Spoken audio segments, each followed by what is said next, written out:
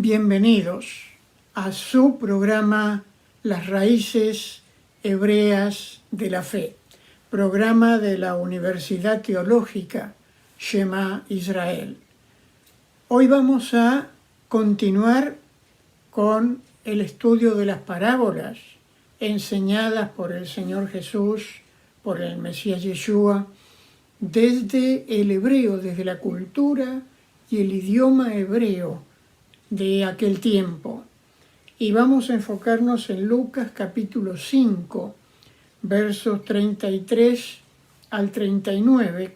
Lucas capítulo 5, versos 33 al 39, que si usted tiene su Biblia a mano, sería muy bueno que usted la pueda leer a la par conmigo. Y dice: entonces ellos le dijeron. ¿Quiénes son ellos en este caso?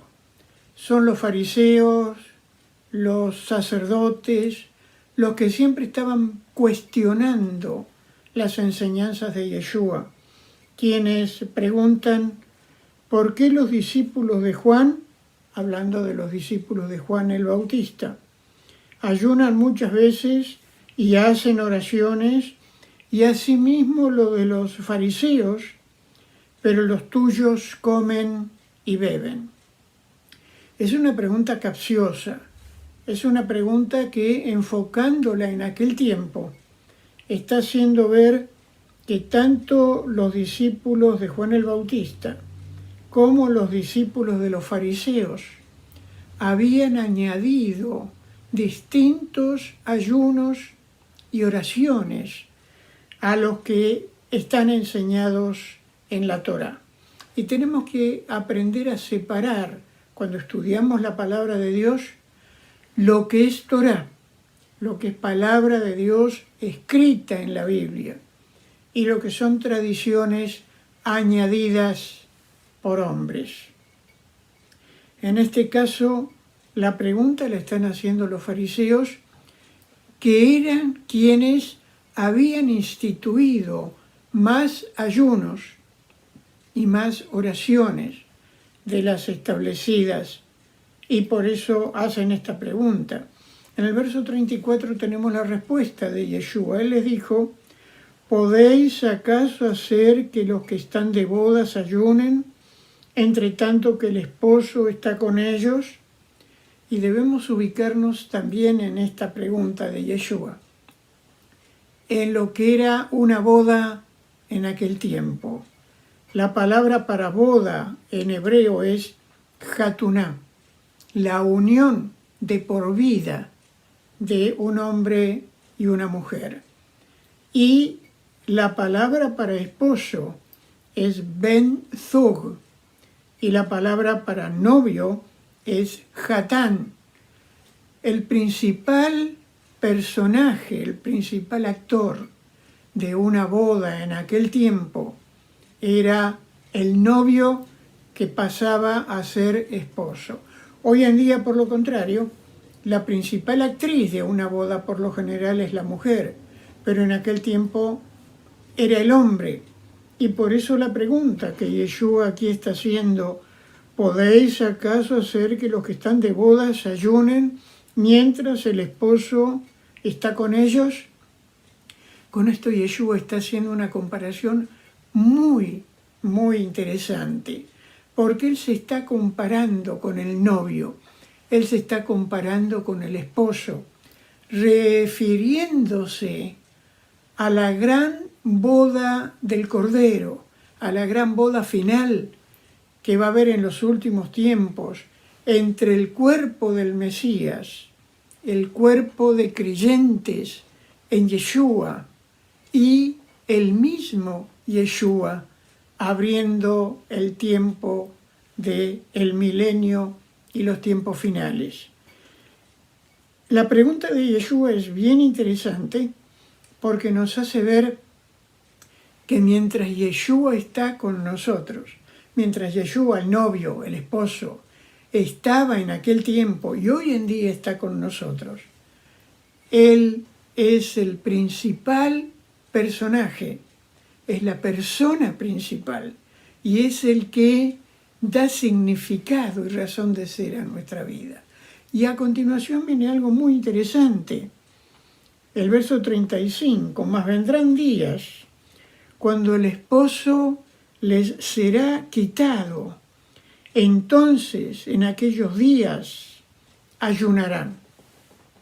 La palabra para quitado o para quitar es la palabra hebrea lejasir y también la palabra lastó. Y estas palabras, más que ser quitado de ser separado, aplica también a ser muerto. Lo que Yeshua está diciendo aquí es que cuando él muera, cuando él, el novio, el esposo, parta de esta vida, muera en la cruz, en el madero, es cuando sus seguidores van a ayunar. ¿Y cómo aplica esto para nosotros? Sencillamente ejercitando toda nuestra emuná, toda nuestra fe. Sí, Yeshua murió y sus discípulos se entristecieron y se amargaron y ayunaron, pero aleluya, Él no quedó en la tumba. Él resucitó y volvió a la vida y hoy vive para usted y en usted, para mí y en mí. Él vive en los que creemos en Él. Entonces, estamos gozosos, estamos felices porque Él vive, está vivo y vive en nosotros y va a retornar en su segunda venida. Y por eso estamos tan felices y no necesitamos ayunar más de lo que está establecido en la palabra de Dios. La palabra para ayuno es la palabra tzom o la palabra ta'anit, que implica ayuno por arrepentimiento, ayuno por tristeza, ayuno por dolor. Pero, repito, hay ayunos que están establecidos en la palabra de Dios, como por ejemplo el de Yom Kippur, el del Día del Perdón, pero no ayunos que hayan sido añadidos por los hombres. Hasta aquí es Yeshua explicando, contestando esa pregunta de sus oponentes, de los que eran líderes religiosos en aquel tiempo, y que aunque decimos sus oponentes, algunos de ellos eran seguidores de Yeshua, como Nacdimón, por su nombre hebreo, o Nicodemo, que fue aquel que fue de noche a preguntarle y al que Yeshua le dio aquella gran respuesta: si no nacieres de nuevo, no verás el reino de Dios. Y también José de Arimatea, Joseph de Arimatea, que fue a pedir y le dieron el cuerpo de Yeshua cuando él había muerto. Y otros más, fariseos, líderes religiosos, que eran seguidores de Yeshua. Pero por lo general la gran mayoría eran oponentes de Yeshua.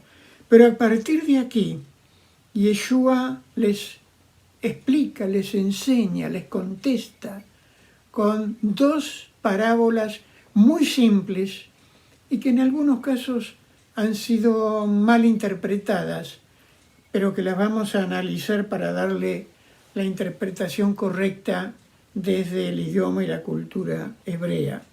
El verso 36, les dijo también una parábola. Nadie corta un pedazo de un vestido nuevo y lo pone en un vestido viejo, pues si lo hace, no solamente rompe el nuevo, sino que el remiendo sacado de él no armoniza con el viejo.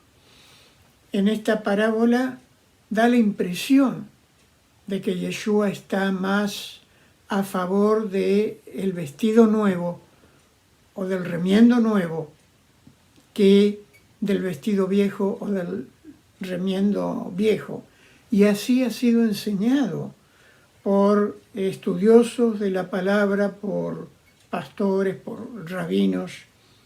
Pero vamos a seguir para entender bien el significado de esta parábola, porque en el 37 Yeshua añade: nadie echa vino nuevo en odres viejos. De otra manera, el vino nuevo romperá los odres y se derramará, y los odres se perderán. Mas el vino nuevo en odres nuevos se ha de echar, y lo uno y lo otro, se conservan. Hasta aquí da la impresión también de que Yeshua está favoreciendo lo nuevo, está enfatizando lo nuevo, y ha sido usado para enfatizar el Nuevo Testamento contra el Viejo o el Antiguo Testamento, o las enseñanzas de Yeshua contra las enseñanzas de la Torá y de todo el Tanaj. Pero miremos con atención el versículo 9, el versículo 39, que tiene una clave que no podemos perder de vista. Porque dice el verso 39, ninguno que beba del vino añejo quiere luego el nuevo, porque dice, el añejo, el vino añejo es mejor. Y si usted compra vino, usted se va a dar cuenta que hay distintos tipos de vino, pero por lo general los vinos que dicen su etiqueta reserva son vinos viejos, vinos que han sido fermentados por mucho tiempo en vasijas de roble. Y en Argentina hay distintos vinos, pero uno de los mejores es el Malbec. Y el vino, cuanto más viejo, cuanto más añejado, mejor es su calidad. ¿Qué está diciendo Yeshua aquí? Que el vino añejo es mejor, que el vino de calidad es el vino que fue añejado, el vino más antiguo. ¿Y qué quiere decir Yeshua con esto? Que la palabra de Dios es comparativamente el vino añejo, el vino de mejor calidad. Todo lo que se le agrega a la palabra de Dios, tanto a la Torá como a todo el Tanaj o Antiguo Testamento, como a todo el Nuevo Testamento, es de más. Tenemos que tener esto muy claro. La palabra de Dios, y especialmente la Torá, por más que sea muy antigua, y que haya quienes dicen que Yeshua vino a anularla. Fíjese lo que dice Mateo capítulo 5, verso 17. Yo no he venido a anular, algunas versiones dicen abrogar, a anular la Torá, algunas versiones dicen la ley, pero es la Torá escrita, o los profetas. La Torá son los 5 primeros libros de la Biblia: Génesis, Éxodo, Levítico, Números, Deuteronomio, que en otro programa vamos a dar sus nombres hebreos. Y los profetas son los libros de los profetas que completan el Tanaj o el Antiguo Testamento, y que en el tiempo de Yeshua se les llamaba de esta manera: Torá a los 5 primeros libros, Tanaj a los libros de los profetas, y Ketuvim, Neviim a los libros de los profetas, y Ketuvim a los libros escritos, como los Salmos, Proverbios y otros. Queridos, lo que está escrito en la Biblia es vino añejo, es vino de calidad. Esta es la enseñanza que Yeshua está dando en esta parábola. Lo que está escrito en la Biblia es para nosotros. Lo fue para el tiempo de Yeshua, y cuando Él lo enseñó a sus discípulos y les contestó de esta manera a sus oponentes.